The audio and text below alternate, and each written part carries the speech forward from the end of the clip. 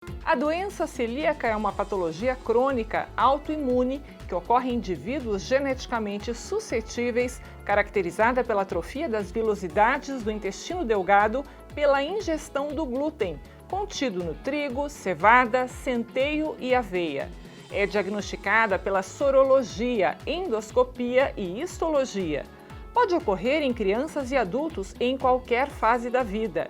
Quem fala sobre o assunto no Medicina e Saúde de hoje é o gastroenterologista endoscopista com doutorado na área, Dr. Mauro Bonato. Um estudioso do assunto, é assim que a gente pode chamar o Dr. Mauro, que está conosco hoje. Dr. Mauro, obrigada por estar aqui presencialmente, numa época em que os médicos estão se cuidando muito, né? O que a gente pode pensar em termos de pandemia? A gente sabe que tem algumas restrições em todas as áreas, né?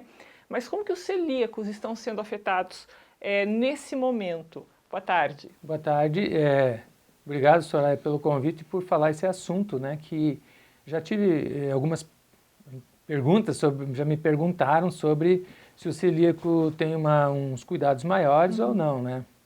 O que eu posso dizer pela experiência e pelo que eu também tenho de análise, de estudos que eu vi esses dias, para responder inclusive, é que a doença, como você bem descreveu, é uma doença autoimune que diminui a resistência da pessoa, mas quando ela para de comer o glúten, né, ela fica como uma pessoa normal no sentido de saúde. Então ela não está sendo agredida no seu organismo pela doença celíaca, né, pelo glúten no caso. Então ela pode se portar como uma pessoa normal, desde que esteja fazendo dieta isenta do glúten. Então, nesse momento, ela deve ter todos os cuidados que nós, que não temos a doença, também temos que ter, né? Doutor Mauro, o senhor sempre se dedicou muito ao estudo da doença celíaca, participa de grupos de estudos, fez doutorado na área. O que o senhor pode falar nesses anos todos de estudos e atualizações? O que mudou na percepção da doença? Como que a gente pode entender as desordens nessa área? Bom, primeiramente é que na questão assim do celíaco ter algum produto que o proteja do glúten, né, e que ele possa ingerir glúten, isso ainda está em pesquisas, várias pesquisas, e não foi definido. Mas como você falou, longo tempo, né, porque na verdade eu posso dizer assim, deixa eu fazer o cálculo, quase 20 anos que a gente estuda, né, tem contato com doença celíaca, e desenvolvemos até uma classificação da doença por endoscopia. O que eu quero dizer assim, o que mudou foi a conscientização de que o glúten é importante, a sua restrição, número 1. Número 2, que está se produzindo produtos sem glúten, que você não fica, né, desarmado, e inclusive em avião, você vai viajar, você recebe se você quer comer sem glúten. Alguns restaurantes também perguntam, e também hotéis. Né? Esse é um grande avanço. Agora, a gente precisa evoluir, né? As coisas estão melhorando bastante, né?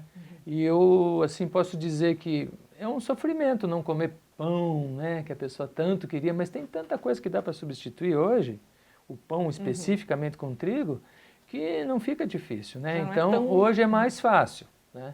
Eu só vou dizer uma coisa, o problema são os familiares dos celíacos.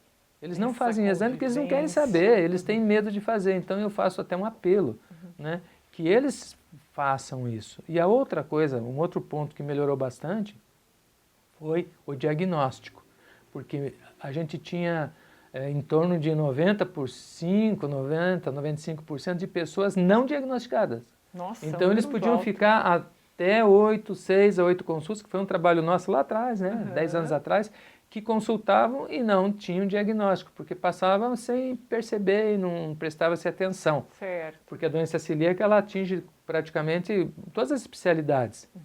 Dermatologia, reumatologia,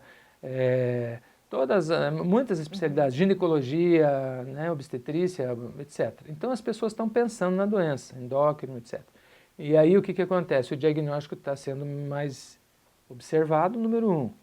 E os médicos também, com essa nossa divulgação de fazer o diagnóstico, jogar corante no segmento do intestino que é afetado pela doença celíaca, acaba melhorando o diagnóstico. Isso também é uma vitória, né? É E com uma relação à diferença, essas desordens, o que é sensibilidade, o que é alergia ou intolerância, nós leigos acabamos confundindo. Tem diferença, doutor Mauro? É uma palavra bem interessante essa tua pergunta, desordens. É bem isso mesmo que é falado. Desordens são o que o glúten, como você já descreveu no início, causa no organismo. Então nós temos a doença celíaca que tem uma característica de ser autoimune. Então ela atinge o organismo, né? Tireoide, diabetes, né? Várias doenças, ok? E temos a alergia ao trigo, que é mais pulmonar, problema asmático, ao fazer exercício tem problemas, não todos os asmáticos, mas alguns deles, algumas alergias pulmonares. E o terceiro, que é o bastante comum hoje, que é a sensibilidade ao glúten celíaco e não alérgico. É aquele que, vamos dizer, a doença celíaca é 1% da população. E a sensibilidade ao trigo ou ao glúten em geral, ele é em torno de 15 até 30% da população. Por isso que ao ir numa academia, numa nutricionista, assim, ela diz, não come glúten. Esse também é uma coisa que a gente tem que tomar cuidado, porque antes de dizer para alguém não comer glúten, tem que ter certeza que ela não tem doença celíaca, que é só sensibilidade, porque todas essas coisas estão ligadas à ingestão do glúten. Então você vai se sentir mal quando você ingere o glúten, daí que vai suspeitar da doença, ok? Mas tem 30% que não tem sintoma nenhum. Então agora a gente está divulgando, inclusive, espraiando para tudo, né? Já tenho publicações todas, mas que o médico preste mais atenção para diminuir esses 90% de não diagnosticados, para diminuir. Certo. Porque um exame de rotina de endoscopia, que hoje é simples de fazer, às vezes dá para detectar, às vezes não, muitas vezes a gente detecta que está ligado a isso no próprio exame que não estava se pensando na doença. Então esse é o ponto principal que a gente até pede para os médicos prestarem atenção sempre, né, nessa questão. Boa observação, doutor Mauro. Para a gente finalizar, terceiro domingo de maio, em todo o mundo, né, vários países já aderem a esse tipo de data, terceiro domingo de maio se lembra o Dia Internacional do Celíaco, é uma forma de chamar a atenção para essa doença. No Brasil não é diferente. Por que é importante a gente destacar essa data? Esse ano, 17 de maio, a gente vai lembrar o Dia do Celíaco. Por que é importante lembrar essa data? Nós sempre realizávamos uma passeada, uma caminhada, vamos chamar assim, não é passeada. Agora uma já caminhada. Não dá, né? Agora não dá, hoje não dá. A nossa associação chamava outras pessoas, a gente ia até com recados assim, para que as pessoas observassem mais o celíaco, prestassem atenção.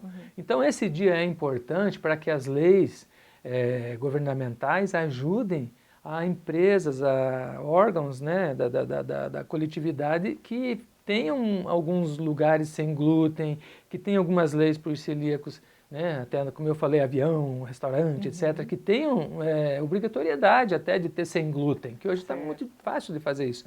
Então, é um alerta assim à população de prestar atenção na doença, número 1. E segundo, que as autoridades também prestem atenção para ajudar nas leis em geral que beneficiem essas pessoas. Tá certo. Doutor Mauro, obrigada, viu, por estar aqui conosco, esclarecer um pouquinho para as pessoas.